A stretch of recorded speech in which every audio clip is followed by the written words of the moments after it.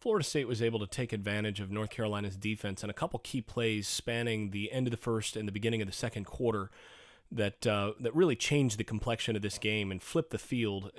And again led to was actually provided the difference in winning and losing here. I want to take a look at what Florida State did schematically to give Carolina the problems that they did here.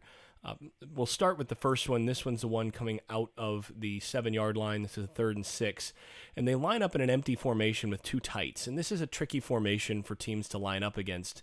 And Carolina responds to this with what Saban calls the Big 12 blitz. So basically he's going to bring an extra guy from the edge here, from the strong side edge, to come off the edge here and basically chase anything to the quarterback's strong hand.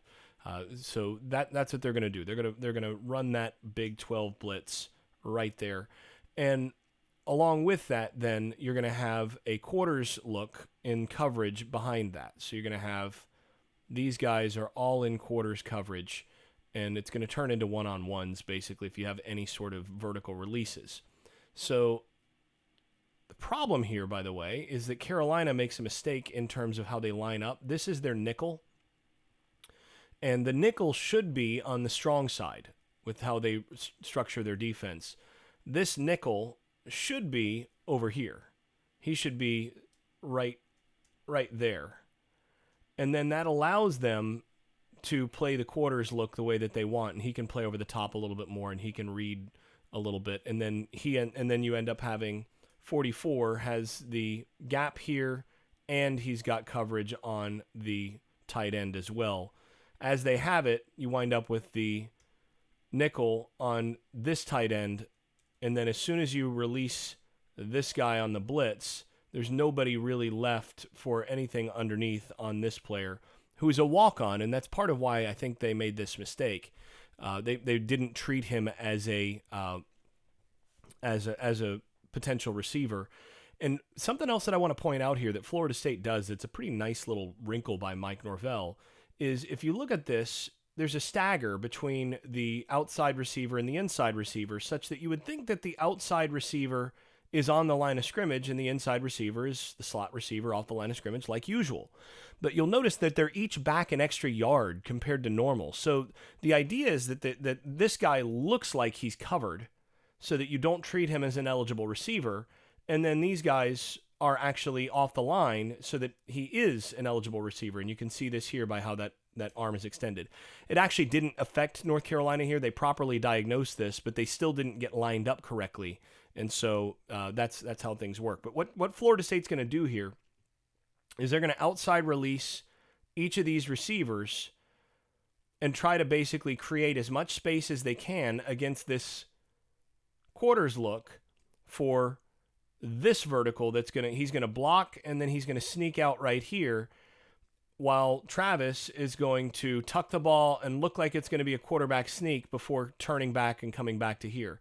Now, in this structure, 44 is responsible for this gap, and he's also going to have to come back here because the nickel's on this side. That's an almost impossible ask.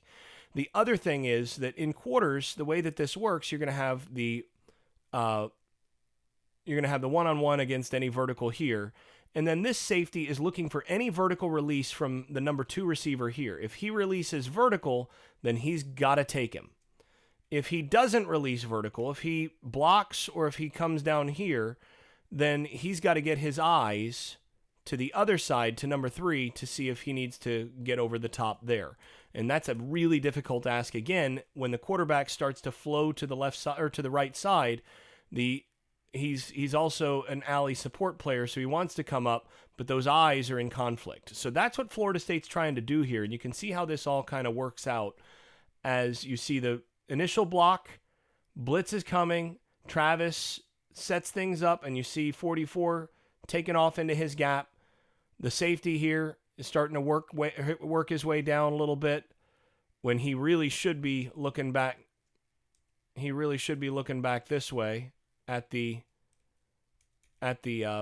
tight end, because he's still got deep responsibility here. So it's a no before you go situation. And because of this quality outside release, the safety turns his back. Travis is able to pull up, Pop pass, wide open. And if Florida State had a more athletic second tight end right now, that could have scored. Memphis has scored with that before. And you can see how open this gets from that side. And also, again, the conflict here is you've got a gap and you've got coverage. So this is putting him in conflict. He's just taking a look. Since he knows that the nickel is on this side, he just has to check to make sure he's not in the way. Get your eyes here. Get your eyes here. Check. And now pop. Double check. There you go. And you have a wide open player. So that changes that. And then the second thing, and this is the first play of the second quarter after an illegal procedure penalty. Here's another nice thing that Florida State does in terms of formation is they go nub to the boundary, and all they're trying to do with this formation is they're trying to make sure that they get this matchup. All they want is matchup here against here, because this safety cannot run with Pokey Wilson. They just want to get a one-on-one matchup against the nub. And as we've talked about before, Mike Norvell really likes the nub formation. He likes to use that tight end nub to the boundary in particular. So you got the nub there. And what North Carolina had been doing is bringing pressure from the corner off that edge, which then you're going to get a coverage responsibility here from the safety. And that's going to leave you one-on-one across the field. All they're going to do here is set it and across the field. And this turns into a really easy throw where you've got a guy that's just faster than the other guy, and you're telling Travis, roll a little bit this way, get that safety kind of coming here, and they're going to work the tight end across. So that safety has to honor that. Now you're going to play over the top. Little post-climb action, which is exactly in the podcast what I told you to expect from Norvell to get a big play. You're going to get a little post-climb, getting the one-on-one against the safety. There's the climb. You're getting the man-to-man on that. Little boot action. And Travis has just got to get set enough to make sure that he can get that ball out. And actually is a little bit of a hold here from Lucas. Lucas doesn't take the best angle here. He gets out of sorts and then kind of tugs just a little bit there. Not enough to call. It's real close, but not enough to call because you don't see him jerk back at all. And Corbin does a good job of coming across, identifying the cat blitz, the corner blitz there. Gets his hands on him just enough. And Travis, all he has to do is just get that ball out there. That's what you tell the quarterbacks. And this is something that Blackman has struggled with. Blackman wants to be accurate. Really, all you want to do is just tell your quarterback, just literally just throw it out there and let your guy adjust to it and go get it. There's nobody out there. Just make sure you don't overthrow, and your guy's going to have a chance. But because of the climb, the post is wide open, and there you go. Let's see if we can get another. There's no replay of that, so we'll just go with that. So you get the climb across. You get the post up against the safety who is just not good enough. Let's see if we can. I've got another version of this. Let's see if they have a replay on this one. Yeah, here you go.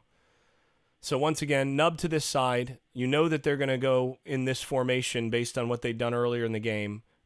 You've got all this field. As soon as you get this climb route across the field and you know that you're going to get that safety to come up on that,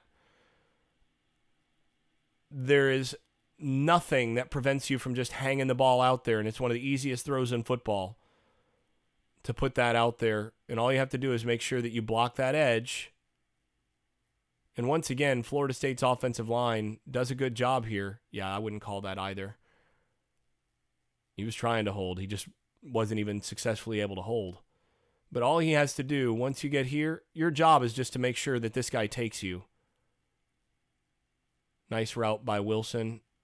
Just get him, make sure that you're even with him, throw it across the field, and that turns into a really easy play for the quarterback. Really nicely designed by Mike Norvell. It's those two plays are really the 1 and 2 plays where they really got Jay Bateman and the North Carolina defense schematically in this game.